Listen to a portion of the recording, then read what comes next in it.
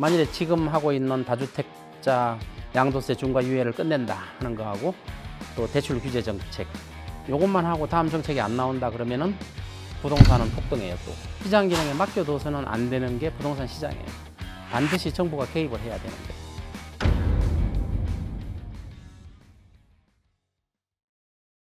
안녕하세요. 지식이 되고 돈이 되는 시간 부동산 클래스의 정지훈입니다. 자, 오늘은 뭔가 조금 달라졌죠? 요즘 부동산 시장의 변화처럼 저희 스튜디오도 한번 이렇게 변화를 해봤는데요. 좀 더 밀도 있는 부동산의 인사이트를 전해드리도록 하겠습니다. 자, 오늘은 부동산이 정말 앞으로 어떻게 변할지에 대해서 이야기해 주실 분이시죠.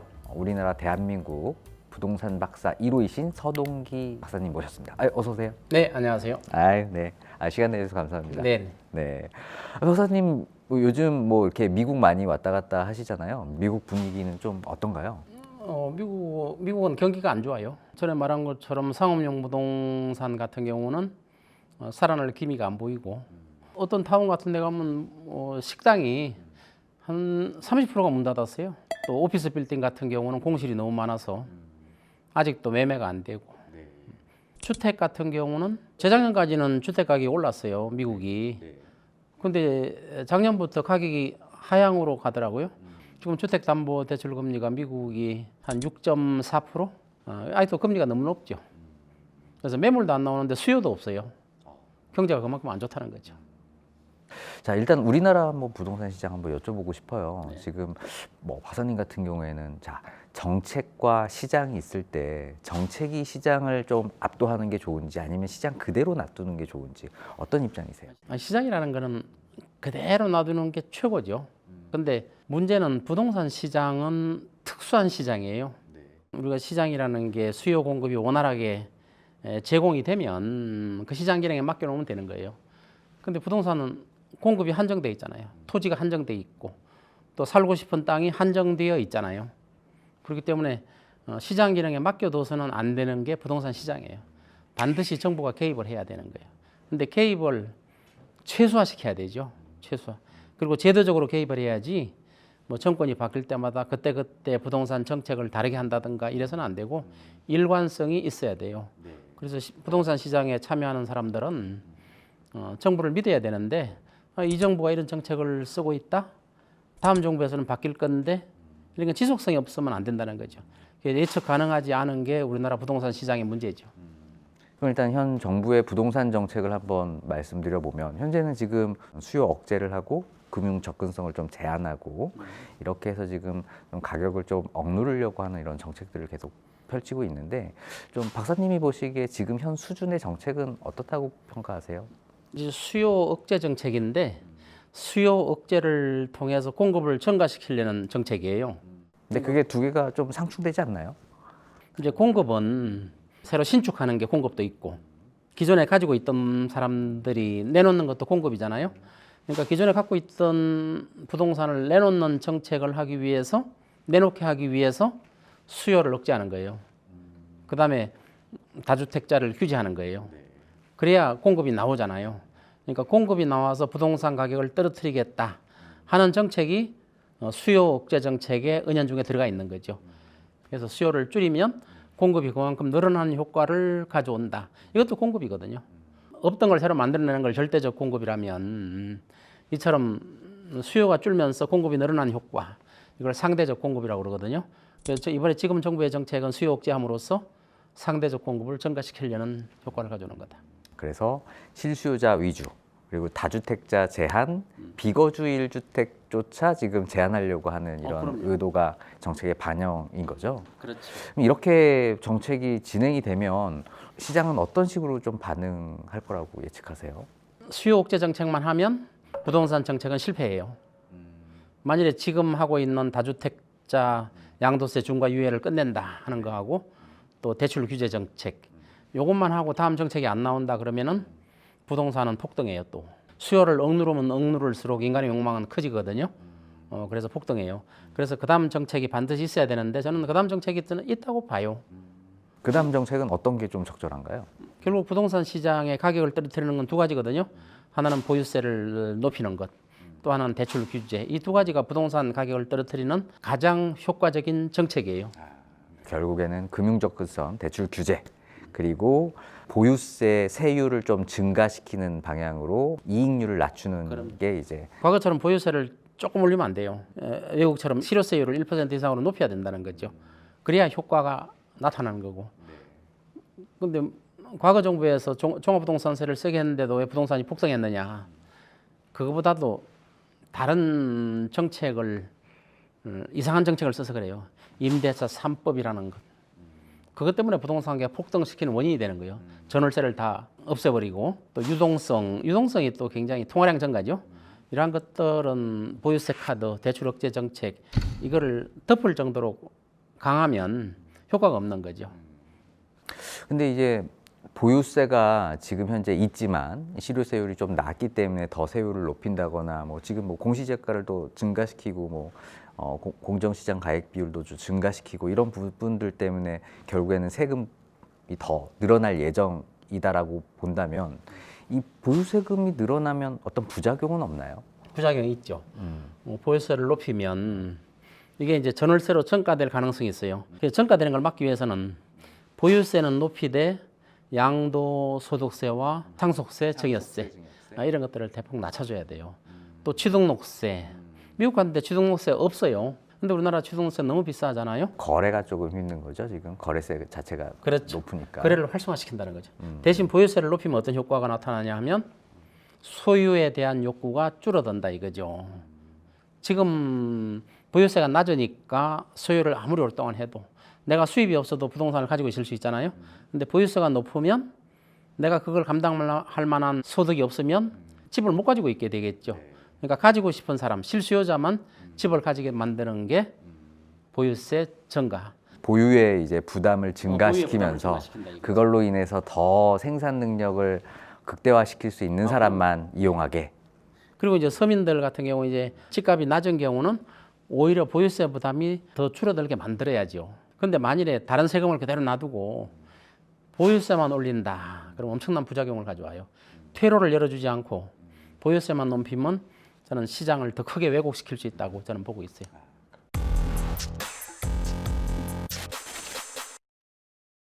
자, 뭐 세금 얘기 나왔으니까 요즘 최근에 장기 보유 특별 공제에 대한 이슈도 있잖아요.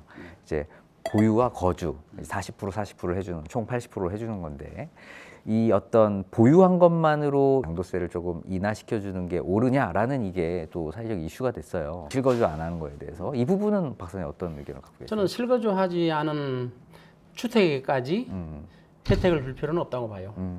우리가 이제 행정도시를 세종시로 옮겼잖아요. 옮기면서 대부분의 공무원들이 서울의 집을 안 팔고 거기에 전세서 하든가 거기에 새로운 집을 또 하나 구입하든가 서울 집을 안 팔려고 하잖아요. 안 파는 이유가 뭐예요? 상승할 거를 기대하기 때문에 안 파는 거잖아요. 그러니까 실거주하지 않는 주택까지 우리가 양도세를 혜택을 줄 필요는 없다. 저는 이렇게 보고 있어요. 그래야 부동산을 삶의 수단으로 삼아야지 이걸 투자나 투기의 수단으로 삼아서는 안 된다는 거죠. 이게 뭐 서울의 부동산이 낮아질 거다라는 생각을 하기가 좀 쉽지는 않을 것 같아요. 쉽지는 않죠. 네, 부동산이 또 인플레이션 해지 이런 능력도 있다 보니까 보통 우리가 상업용 부동산도 장기 보유 특별 공제가 있잖아요. 있죠. 예, 내가 이용 안 해도. 그럼. 네, 근데 이제 꼭 주거용 부동산에 대해서만 이 거주와 보유를 이렇게 분리해야 될 이런. 저는 어떤 상업용은 근거가 다르다고 봐요. 상업용은 수익 목적, 있나요? 네. 투자 목적이에요. 근데 주거용은 수익 목적이나 투자 목적으로 삼아서는 다수가 불행해진다는 거죠. 지금처럼 막 장사도 안 되고 또 상가 공실이 많은 이런 상태에서는 사라 그래도 안 사요. 그러니까 상업용은 자연스럽게 수익에 따라서 움직이게 되어 있어요. 근데 주거용은 그게 아니거든요. 자, 주거용 가지고 내가 투자를 한다, 투기를 한다 이런 개념을 안 가지게 하려면 반드시 그에 적절한 규제를 가해야 된다는 거죠. 네. 요즘 뭐 실거주에 관련된 이런 정책이 오랜 기간 있다 보니까 그게 또 역으로 똘똘한 한 채 흐름으로도 갔고 요즘에는 뭐 다주택자들이 거의 없지 않나요? 아직도 많아요. 정리를 못해서 그런 거 아니에요, 그분들이? 정리를 하고 싶은데. 양도세 중과를 유예를 폐지했잖아요. 네. 그럼 안 팔면 나중에 양도세가 82%인가 막 물어요. 근데 지금 안 파는 사람들이 훨씬 더 많아요, 지금. 이분들은 나중에 또 팔 수가 없어요. 양도세가 너무 세기 때문에. 팔 수가 없어요. 그러면 이런 것 때문에 주택이 매물이 안 나온단 말이에요. 그동안에 매물이 일부 나왔거든요. 다주택자 매물이 나왔어요. 그래서 강남 집값이 하향 추세로 돌아섰었거든요. 근데 이건 일시적이에요. 5월 9일 이후 지나면 매물 잠김 현상이 또 나타나요.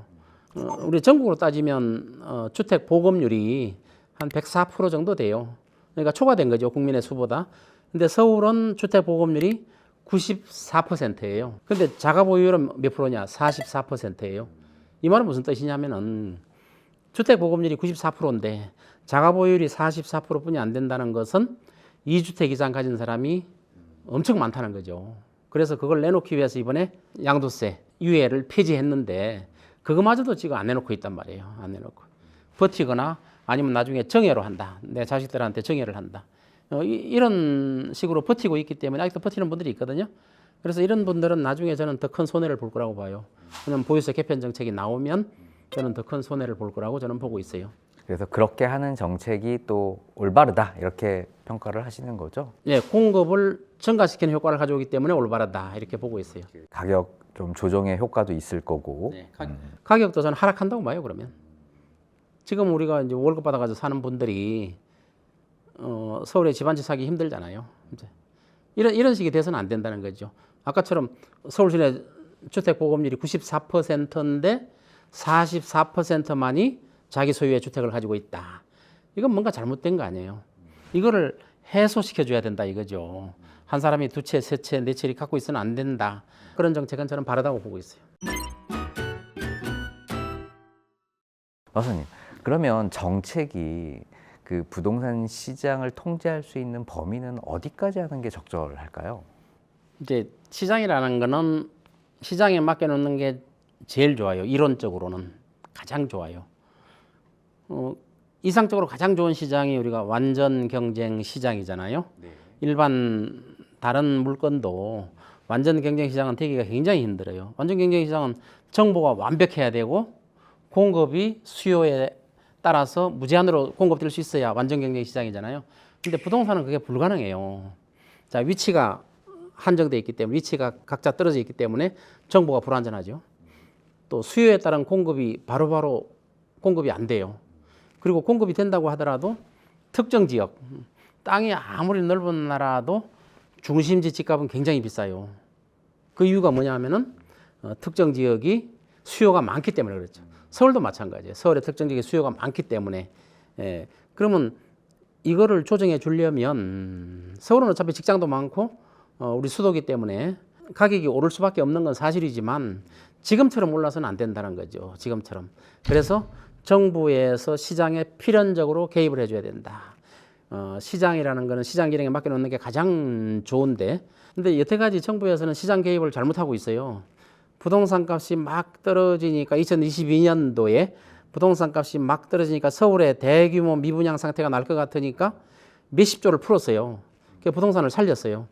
그러면 시장에서 참가하는 분들은 어떻게 생각하겠어요? 아, 가격이 떨어지면 정부가 살려주는구나. 이런 시각을 갖게 되잖아요. 그거는 굉장히 잘못된 정책이에요. 정책이. 또 부동산 값이 오를 때 그냥 놔두면 안 되잖아요. 놔두면. 이럴 때는 개입을 해줘야 되죠. 떨어질 때는 폭락 수준이 아니라면 웬만해서는 개입해서는 안 되는 거예요. 또 오를 때도 마찬가지고. 근데 지금처럼 거품이 많이 껴져 있는 상태. 우리나라 전국을 보면은 뭐 거품이 낀 상태는 아니에요. 평균적으로 보면 서울 중에서도 일부 지역이 거품이 많이 껴 있어요. 이런 경우는 정부가 개입을 해야 된다는 거죠. 공급을 늘리는 데는 한계가 있잖아요. 그럼 수요를 억제해야 공급 증가하는 효과를 가져오는 거예요. 아까 말한 것처럼 한 사람이 두 채, 세 채, 뭐 100채 이상 갖고 있는 사람도 있다고 봤죠. 그런 식으로 갖고 있어서는 안 된다는 거죠. 아니, 박사님, 이게 굉장히 껌껌하잖아요. 네. 그래서 뭔가 비밀스러운 질문을 드려야 될 것 같아요. 그러니까 지금 우리 구독자분들은 이런 생각을 하실 거예요. 네. 그래서 무주택자분들 같은 경우는 지금 집을 사야 돼 말아야 돼 이런 질문을 하시면 어떤 답을 해주실 것 같아요? 저는 항상 이야기하는 게 감당 능력이 있으면 집 한 채 있는 거는 굉장히 안정감을 줘요. 다만 이제 지금 서울의 중심지 거품이 잔뜩 낀 이런 데는 사면 안 되고 거품은 빠지게 되어 있어요. 두고 보면 아시겠지만 거품은 빠지게 되어 있어요. 근데 뭐 지방으로 내려가면 경기도도 외곽으로 내려가면은 뭐 오르지도 않은 지역 이런 데도 있지만 거기는 이제 직장과 관계 때문에 잘 안 사게 되잖아요. 그러니까 내가 직장 나가는데 지장이 없고 어느 정도 또 내가 감당 능력이 되는 집이 있다면 내가 사는 것도 굉장히 저는 좋다고 봐요. 근데 문제는 내가 부담 능력이 없는데 대출을 받아서 산다. 이거는 저는 반대라고 봐요. 왜냐하면 집이라는 게 앞으로 하향 안정 추세로 갈 거라고 저는 보기 때문에 지금 사는 건 무리라고 봐요. 과거에 뭐 70년대부터 20년 동안 경제 성장률이 7%, 8% 이랬어요. 연평균 성장률이. 근데 2000년대 들어서서 이제 3%. 근데 지금은 어때요? 2% 되기도 힘들잖아요. 그러니까 과거에는 인플레이션이 당연한 현상이고 성장하는데 인플레이션은 필수적인 요소였어요. 그럼 집값은 당연히 오르죠. 오를 수밖에 없잖아요. 그래서 과거에는 사이클이 올랐다 내려왔다 하더라도 인플레이션 때문에 또 경제 성장률 때문에 또 인구가 급속하게 증가하고 소득도 많이 증가했어요. 그럴 때는 사이클이 있어도 계속 올라만 갔어요. 그런데 지금은 그게 아니라 이거죠. 그게 지켜지려면 경제 성장률이 최소한 3% 이상 돼야 되고 인구 증가되고 소득도 증가해야 되고 이런 것들이 지켜지지 않는단 말이에요. 그럼 지금 이제 무주택자들은 어떻게 해야 되느냐? 일단 내가 집을 살 수 있는 시드머니는 갖고 있어야 돼요. 시드머니는. 시드머니를 가지고 있을 때 내가 감당 능력 있는 범위 내에서 사야 된다. 대출도 이 정도는 내가 월급 가지고 갚아 나갈 능력이 된다 하면은 저는 사는 게 굉장히 좋다고 봐요. 그럼 만약에 1주택을 가졌어요. 네. 근데 계속 이렇게 갈아타기를 해서 조금 상급지로 가시고 싶어 하시는 분들의 수요도 있잖아요. 그런 분들 있죠. 내가 15평 살다가 20평 가고 싶고 25평, 30평 이렇게 가고 싶어 하잖아요.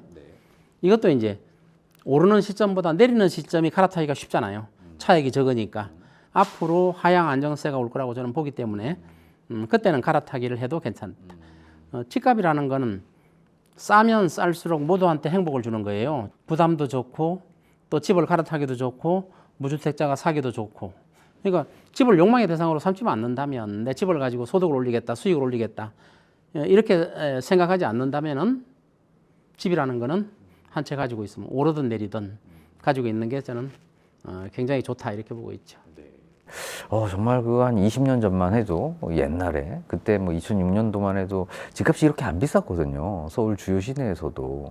근데 어느 순간 10년이 지나고 20년이 지나고 되돌아보니까 정말 뭐 감당하기 힘들 정도로 다 값이 이렇게 올라와 있어서. 네, 지금 상태는 어떤 상태냐면은 그 뭐든지 무너지기 직전이 가장 피크로 올라가요.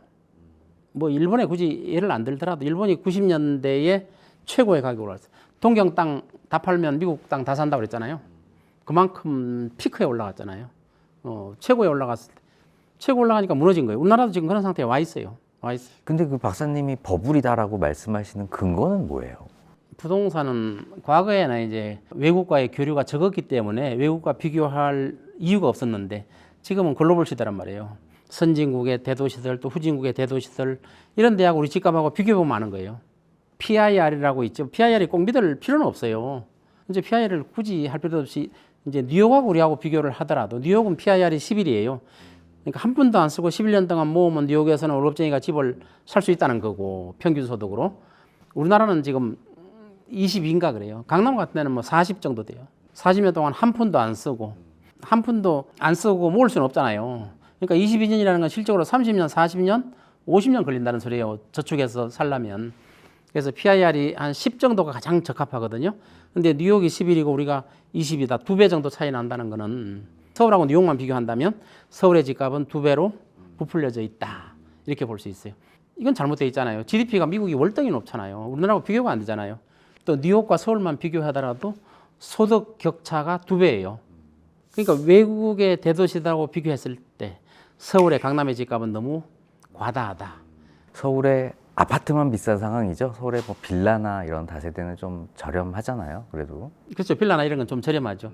이제 저렴한 이유가 아파트보다도 이제 빌라는 공사비를 적게 써가지고 건축물이 그렇게 좋지는 않아요. 그다음에 이제 주차장 문제, 또 안전 문제 이런 것 때문에 아파트로 가는 거죠. 아파트는 편리함이 상징이니까. 이제 빌라 이런 거는 땅 지분이 많고 재개발 가능성이 있는 데는 앞으로 올라갈 가능성도 있죠. 나중에 재개발이 이렇게 됐을 때. 그런데 지금의 빌라 상태는 전세 포비아라고 있잖아요. 전세금도 떼이고 뭐 전세금이 빌라 값보다 더 높아지는 이런 현상이 있잖아요. 전세금을 떼이는 이런 현상이 생기잖아요. 우리 이제 강남도 집값이 만일에 반값 이하로 떨어진다면 그런 전세 포비아가 생길 수도 있어요. 지금 뭐 강남에 40억, 50억 이렇게 하는 아파트들이 감당 능력이 있는 분들이 얼마나 되느냐 하는 거죠. 만일에 보유세를 올렸을 때 거기 살 능력이 없는 분들이 저는 반 이상은 된다고 봐요. 반 이상은. 그건 무슨 소리냐면은 보유세를 올리면은 내가 옛날에 아파트를 싸게 샀는데 집값이 많이 올랐단 말이에요. 이제 보유세를 올리면 살 능력이 안 되잖아요. 연금 가지고. 그럼 옮길 수밖에 없잖아요. 그러니까 양극화는 불가피하잖아요. 근데 지금은 너무 광범해요. 집값이 높은 지역이. 이거는 이제 대출을 있는 대로 끌어서 산다든가 뭐 연끌이라고 해가지고 이런 경우는 너무 광범위하다 이거죠. 중심지가 가격이 높은 거는 피할 수가 없어요. 양극화. 근데 지금보다도 훨씬 더 10분의 1 정도로 줄어든다. 여기는 진짜 부자들이 사는데 여기는 보유세를 아무리 올려도 외국처럼 실효세율을 1% 이상 올려도 사는데 지장 없는 지역은 반드시 있는 거예요. 이제 미국 같은 데 이런 데가 있어요. 백인들이 부자들이 거주하는 데가 있잖아요. 보유세를 올리기를 원해요. 더. 그러면 거기에 살 능력이 없는 분들은 떠나잖아요. 다시 말해서 부자들만 살 수 있는 동네를 만들어 나가는. 그러니까 보유세 올리는 거를 반대하잖아요. 그리고 보유세를 시에서 거두면 그거 가지고 교육이나 치안에 다 쓰는 거예요. 그러니까 많이 보유세를 거둘수록 치안이나 교육이 좋아지는 거예요. 그런 양극화는 어디든지 존재하는데 우리나라는 지금 너무 높다 이거죠. 이게 한 10분의 1 이하로 줄어들 거라 이거지. 양극화가 새롭게 형성되겠죠. 뭐 최근에 그 SK 하이닉스나 삼성전자처럼 뭐 반도체 가격이 하도 좋다 보니까 네, 뭐 주가도 많이 오르고 인센티브도 많고 하다 보니 기흥이나 동탄에 그 회사의 셔틀버스가 다니는 라인으로 셔세권이라고 이렇게 이름을 붙이더라고요. 이런 산업 구조의 변화가 집값에 미치는 영향은 어느 정도까지 이렇게 진행될 거라고 보세요? 굉장히 크죠. 특히 우리나라는 이제 반도체가 지금 먹여 살리잖아요. 큰 회사들이 지방에 배치가 되면 그 지역이 살아나는 거예요. 이것도 훌륭하게 그 지방 이전이 되는 거예요. 근데 이제 대부분 이제 대기업들도 지방에 가기를 싫어하죠. 그래서 이것도 정부에서 혜택을 많이 줘서 지방으로 이동할 수 있도록 대기업들이 지금 뭐 삼성전자, 용인에 있잖아요. 그런 데들이 집값이 형성이 제대로 되잖아요. 또 살기가 그런 대로 괜찮게 만들잖아요. 대기업이 가면은 이런 식으로 지방 분산이 자꾸 되면은 서울만 몰리는 이런 형태가 없어질 거다. 물론 뭐 제일 좋은 거는 국회가 옮기면 되겠죠.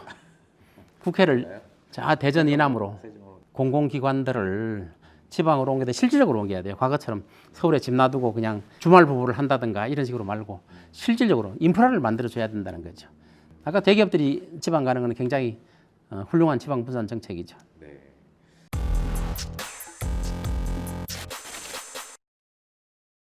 이런 집값에 영향을 주는 여러 다양한 요인들을 봤을 때 뭐 금리도 있을 거고 어떤 규제나 뭐 세제, 지금 얘기했었던 어떤 산업 구조 변화도 있을 거고 여러 가지 요인들이 있을 것 같은데요. 이런 집값의 변화를 조금 변화시킬 수 있는 가장 큰 트리거가 될 게 좀 뭐라고? 트리거는 금리 향방이죠. 금리의 향방. 금리가 어떻게 될 거냐. 집값의 움직임은 결국 금융의 움직임이거든요. 그래서 금리의 향방이 어떻게 될 거냐가 집값의 향방을 결정해요. 작년까지만 해도 앞으로 금리는 한두 차례 내릴 거다 이렇게 됐잖아요. 근데 지금은 어때요? 한국은행에서 금리를 한두 차례 올릴 거야. 이건 집값이 앞으로 떨어질 거다. 이걸 예고하는 거잖아요. 금리가 오르면 집값은 떨어지게 돼 있거든요. 금리가 떨어지면 집값이 오르고 이런 역방향을 가지고 있는데 일단 금리가 가장 중요하죠. 그런데 거시적으로 보면 글로벌 경제가 제일 큰 영향을 미쳐요. 네. 과거에 우리나라 IMF가 왔을 때는 우리나라만 안 좋았어요. 근데 지금은 어때요? IMF가 오면 우리나라만 안 좋은 게 아니라 전 세계가 다 안 좋아요. 그러면 일어서기가 굉장히 힘들어져요. 그만큼 거시적으로 보면 중요하다는 거죠. 과거는 우리나라만 안 좋았기 때문에 한 3, 4년 만에 극복을 금방 했잖아요. 이제 앞으로 또 무너지잖아요. 전 세계가 다 안 좋잖아요. 또 미국은 더 안 좋잖아요, 지금. 그렇기 때문에 그때는 금모으기를 해도 안 돼요, 그때는. 일어설 수가 없어요. 리스크 관리 정말 잘 해야 되겠네요. 환율이 최근에 약간 낮아지는 기미를 좀 보이고는 있지만 그래도 여전히 뭐 1,400원 중후반대에서 아직도 1,400원 넘었다는 거는 높은 거죠. 네, 높은 상태죠. 이게 거의 뭐 뉴노멀처럼 느껴지는데 이 환율과 뭐 부동산 집값의 관계도 조금 있다고 좀 봐야 되나요? 그럼요. 이 환율이 오르는 거는 화폐 가치가 하락하는 거잖아요. 사실은 1,400원 넘으면 환율이 굉장히 높은 거예요. 근데 이제 무뎌졌어요. 야, 1,500원까지 갔었는데 1,400 얼마면은 싼 거야. 싼 게 아니에요. 1,400원 넘으면 굉장히 비싼 거예요. 화폐 가치가 굉장히 하락한 상태예요. 우리나라 화폐 가치가 하락했다는 건 우리나라 국민들이 외국 나가서 돈 쓸 때 과거보다 돈을 더 많이 쓰게 되는 거잖아요. 환전을 더 비싸게 줘야 되니까. 그만큼 우리 경제가 안 좋아지는 거죠. 근데 화폐 가치가 하락하잖아요. 화폐 가치가 하락하면 실물 가격은 올라가게 돼 있어요. 그럼 부동산 값도 그만큼 오를 수가 있겠죠. 오를 수가 있지만 그거는 실제로 오르는 게 아니라 화폐 가치 하락으로 인해서 오른 거예요. 그러니까 외국에서 봤을 때는 웃기는 거죠. 집값이 계속 오른다? 근데 화폐 가치는 계속 하락한다? 그러면은 우리나라에서만 집값이 오르는 거고 글로벌 전체 경제로 봤을 때는 우리나라 경제가 점점점 망가져 간다는 뜻을 가지고 있죠. 결국 환율이 이렇게 올라간다는 건 좋은 그런 시그널은 아니거든요. 아니죠. 당연히 아니죠. 화폐 가치 하락이니까. 그럼 박사님은 봤을 때 향후 금리랑 환율은 어느 방향으로 좀 갈 것 같으세요? 우리나라 기준으로. 이거 글로벌 경제에 달려 있죠. 금리는 지금 물가 상승, 이제 이란 전쟁, 우크라 전쟁도 아직 안 끝났잖아요. 이런 전쟁 영향으로 물가가 이제 지속적으로 오르기 때문에 미국의 연준도 앞으로 금리를 상승시켜야 됐다 방향이 섰어요. 우리나라 한국은행도 앞으로 금리를 몇 번 인상시켜야 되지는 모르지만 상승시켜야 되겠다 이런 방향이 섰어요. 작년까지만 해도 금리는 앞으로 한두 차례 내려야 되나 3번 내려야 되느냐 이런 논의를 했었는데 지금은 물가가 너무 오르기 때문에 금리를 한 번 올리느냐 2번 올리느냐 이걸 논의하고 있다는 거죠. 미국 연준도 그렇고 우리나라 한국은행도 그렇고. 그러니까 금리가 앞으로 오를 거라는 추세는 맞는 거예요. 자, 전쟁이 끝나도 그 후유증이 몇 년 가요. 그래서 쉽게 물가가 내리지 않아요. 금리는 상방향으로 움직인다는 거죠. 그다음에 환율은 우리나라가 이제 국제 경쟁력을 갖추느냐 안 갖추느냐 달려 있어요. 환율이 오르는 게 여러 가지가 있지만 일단 국제 경쟁력이 떨어지는 거고. 그다음에 우리나라 통화량이 더 이상 증가하면 안 돼요. 통화량이 최소화시켜야 돼요. 지금 계속 늘어나고 있는 거죠? 통화량 계속 늘어나고 있어요. IMF에서도 우리나라 경고하잖아요. 통화량 증가를 더 이상 하면 경제가 어떻게 될지 모른다고 경고하고 있잖아요. 그러니까 통화량이 증가하면 증가할수록 화폐 가치가 하락하는 거예요. 환율이 상승하는 거예요. 그렇기 때문에 통화량 증가는 최대한 자제해야 되고 그다음에 가계부채 비율을 자꾸 줄여나가야 돼요. 가계부채가 늘어나면 늘어날수록 폭발해 버려요. 일본이 폭발한 이유 중에 하나도 물론 뭐 프라자 합의에 의해서 외부 요인에 의해서 일본이 하락했지만 결국은 가계부채였어요. 가계부채가 없었다면은 그렇게 폭락하지가 않아요. 우리나라 가계부채는 지금 임계점에 다다르죠. 2,000조 가까이 되잖아요. 임계점에 다다랐어요. 그래서 가계부채를 줄여 나가고 통화량 증가를 억제하고 해야 환율을 잡을 수 있는데 지금 그게 잘 안 되면 환율은 상승할 수밖에 없죠. 그럼 이제 앞으로의 부동산의 향방은 뭐 여러 가지가 있겠지만 그래도 금리를 조금 더 금리, 환율, 환율 국제 사회의 다른 나라의 상황. 지금 전 세계가 다 안 좋다 이렇게 보시면 돼요. 과거하고 완전히 달라요. 지금은 각자 도생이에요. 지금 우리 우방이 우리를 도와주려고 생각을 할 수가 없잖아요. 지금 상황이 각자 도생이에요. 박사님, 요즘 그 전월세가 굉장히 올라가고 있잖아요. 네, 굉장히 올라가죠. 그래서 실질적인 주거비 부담이 클 것 같은데 결국에 전세 월세는 결국에는 뭐 비주거 1주택자나 다주택자가 이렇게 시장에 내놓는 물건이잖아요. 근데 그런 것들을 억제하다 보니 전월세 가격은 계속 올라갈 수밖에 없는 거냐라는 이런 의견도 월세는 어느 정도는 있거든요. 오를 거예요.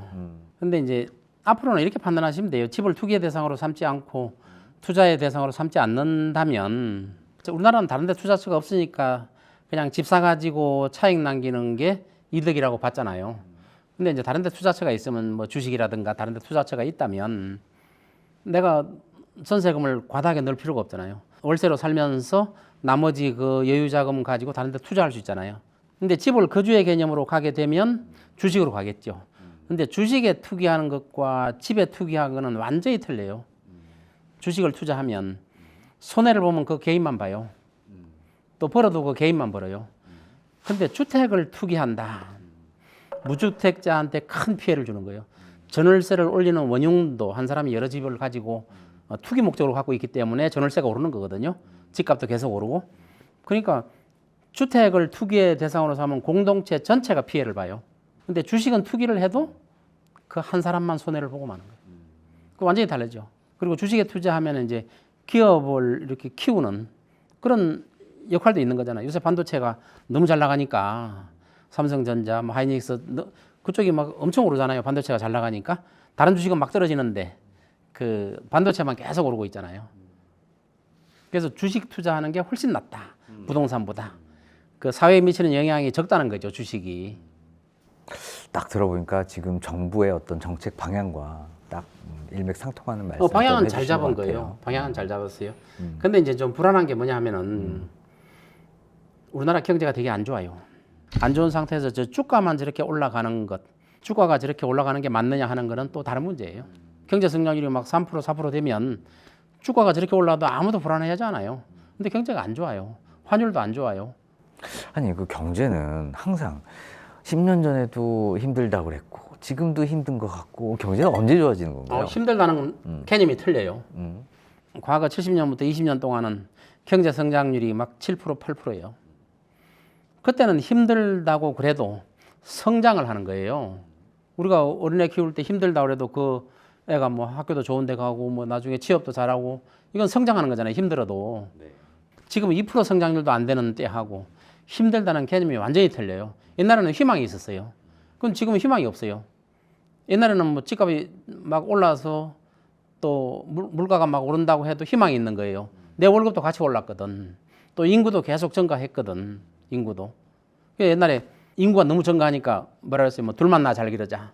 둘도 많다. 막 이런 표현가 나왔잖아요. 그러던 게 지금은 이제 애를 안 낳는 이유가 또 결혼도 안 하는 이유가 바로 집값의 영향이 굉장히 큰 거예요. 성장률이 높을 때는 상관없어요. 그러니까 과거에 힘드는 거하고 지금 힘드는 건 틀려요. 지금은 요거 버텨도 못 사는 거예요. 그럼 힘드는 게 완전히 틀리는 거죠. 과거와 지금은.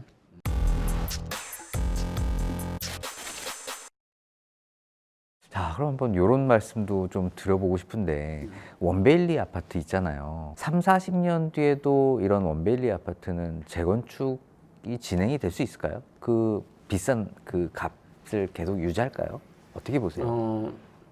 그거는 아무도 모를 수도 있지만 이렇게 볼 수 있어요. 지금 원베일리 아파트는 36,000평의 대지에 30평대 위주로 지어놓은 거예요. 평당 2억이 넘잖아요. 그런데 그 지금 30평대 아파트의 가치를 보면 가치와 가격은 좀 다르지만 가치를 보면은 30평대 아파트가 땅 평수가 15평이에요. 15평. 그 지역의 땅을 가치를 보면은 평당 1억 6천만 원이거든요. 1억 6천만 원. 그러면 한 20매덕 되잖아요. 건축비를 많이 잡아줘도 30억, 35억이면 맞는 거예요. 그럼 지금의 가치로 보면 한 30억, 35억 이 정도는 두 배란 말이에요. 한 60억, 70억에 거래되고 있었잖아요. 지금 좀 떨어졌다고 하더라도. 그러면 35억 이상은 거품이라는 거예요. 이 거품이라는 게 항상 꺼질 수 있는 게 거품이에요. 왜냐하면 실제적인 가치를 반영하지 않기 때문에 그래요. 그러면 이제 3, 40년에 재건축을 한다. 자, 땅 평수가 15평이잖아요. 건물은 없어지는 거예요. 재건축이라는 거는. 땅 15평만 갖고 있는 거예요. 그러면 그때 지금 정도의 층수로 짓는다고 했을 때 분담금이 지금 한 20억 정도 물 거예요. 지금 시세로 20억이에요. 나중에 집값이 60억이 600억, 10배로 오른다면 3, 40년 후에 20억이 200억 분담금이 생긴다는 거예요. 지금 시세로 그 정도 분담금이 낸다는 거죠, 나중에. 근데 이제 층수를 더 높여서 분양을 많이 하면 분담금이 줄어들겠죠. 100층 정도 지면 분담금이 한 10억 정도 될 것 같아요. 나중에 많이 물가가 10배 오른다 그러면 100억 정도 되겠죠. 지금 시세로 말한다면 이제 구름 위에 살아야 돼요. 그리고 그 정도를 또 허가를 내주지는 않겠죠. 높이의 문제라기보단 용적률을 이제 높여줄 수 있는 거냐 이제 네, 그렇죠. 이런 문제라. 용적률을 높여줬을 때 재건축은 사실상 불가능할 것이다 이렇게 보고 있어요. 그럼 어떤 현상이 생겼어요? 재건축 불가능하면 지금도 고층인데 재건축이 불가능하면 어떤 현상이 생기느냐? 건물은 낡게 돼 있어요. 나는 보수비를 더 이상 못 내. 이제 한계점에 다다랐어. 한 3, 40년 지나면 자꾸 낡으니까 뭐 엘리베이터도 갈고 해야 될 거 아니에요? 그러면 어떻게 되겠어요? 자꾸 낡은 데서 살 수밖에 없잖아요. 그럼 거기 살고 있는 돈 많은 분들이 떠나기 시작해요. 그러면 아파트까지 점점 떨어질 거 아니에요. 그러면 싼 아파트에 비가 좀 세지만 낡은 아파트에 들어오고 싶은 분들이 들어오기 시작하죠. 이걸 갖다가 슬럼화라고 그러거든요. 슬럼화.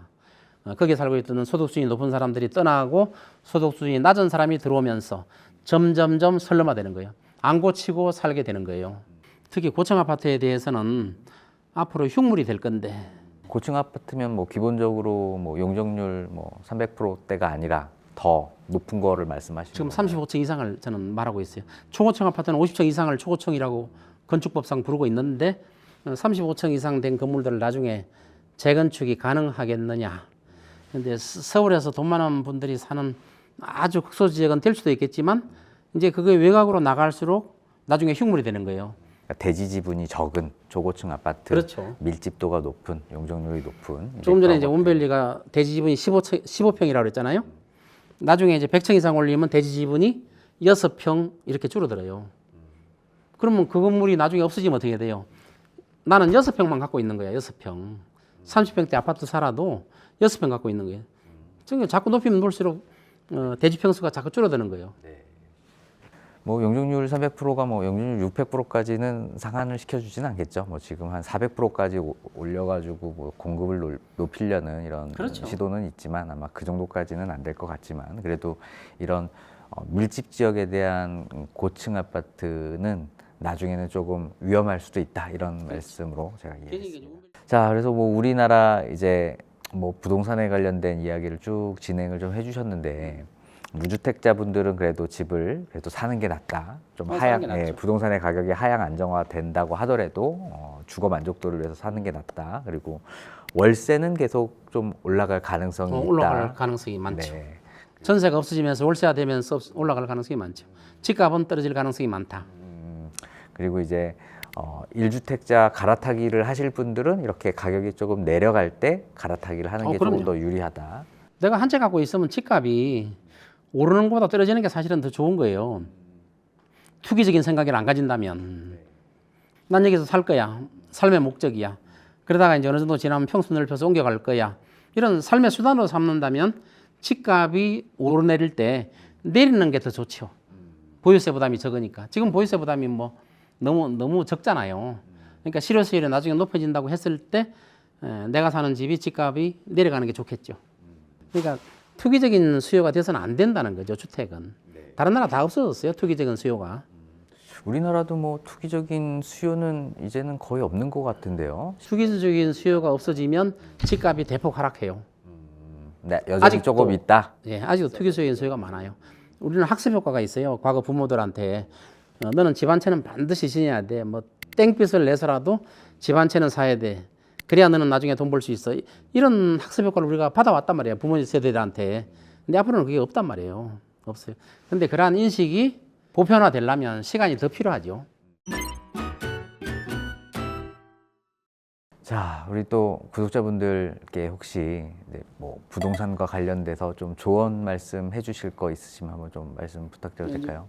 부동산에 대해서는 항상 걱정들이 많죠. 특히 젊은 분들이 걱정이 굉장히 태산 같을 거예요.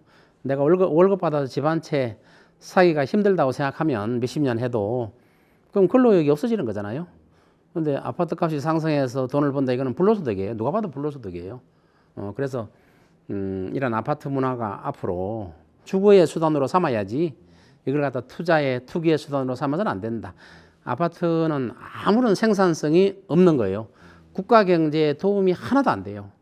하나도 안 되기 때문에 투기나 투자의 수단으로 삼아서는 안 되고 삶의 주거 공간으로 삼아야 된다. 그래서 정부 당국자들도 여기에 맞춰서 정책을 해나가고 지금까지 정책은 수요를 억제하는 정책이었는데 앞으로 정책은 공급 확장 정책도 같이 써줘야 된다. 그리고 보유세를 높이되 양도세나 상속세, 증여세를 대폭 낮춰줘야 된다. 그래야 올바른 정책이 되고 집값이 하락될 수 있다. 되겠다고 저는 보고 있죠. 네. 상속세도 낮춰줘야 되나요? 상속세를 대폭 낮춰야 되고 네. 네. 그럼 이제 그 부가 되물림 되는 현상이 또 발생하는 건 아닌가요? 대신 네. 부동산에 대한 보유세를 많이 걷잖아요. 또 소득세도 선진국 수준으로 더 올라가겠죠. 그러니까 평상시에 돈 번 거에 대해 돈을 내왔는데 나중에 상속세까지 또 낸다 하는 거는 보통 이제 고액 소득자들이 소득 올리는 분들 보면 뭐 40% 이상 세금을 내잖아요. 30%, 40% 내잖아요. 냈는데 나중에 상속할 때 또 반 뺏긴다 하면은 또 실제로 정부가 뺏어가는 건 한 70%, 80% 뺏어갈 수 있는 거죠. 내가 버는 수입에. 그 정도 수준까지 돼서는 안 된다는 거죠. 근데 지금은 상속세를 낮추라면 이제 대다수 국민들은 그 부분을 나타내요. 보유세만 올리지 왜 상속세는 낮추느냐. 그 부분을 나타내는데 집값을 하향 안정화시키기 위해서는 반드시 보유세를 대폭 올리고 상속 증여세, 양도세 이런 걸 대폭 낮춰주는 그런 정책이 필요하다 이거죠. 자, 오늘은 부동산 1호 박사님이시죠. 서동기 박사님을 모시고 한국 부동산 미래와 그리고 앞으로의 방향에 대한 여러 인사이트를 들어봤는데요. 여러분들 많은 도움 되셨기를 좀 바라겠습니다. 자, 오늘 뭐 귀한 시간 내주셔서 너무 감사드리고요. 다음에도 한번 또 좋은 고견 듣는 자리 한번 만들어 보도록 하겠습니다. 감사합니다. 네, 감사합니다.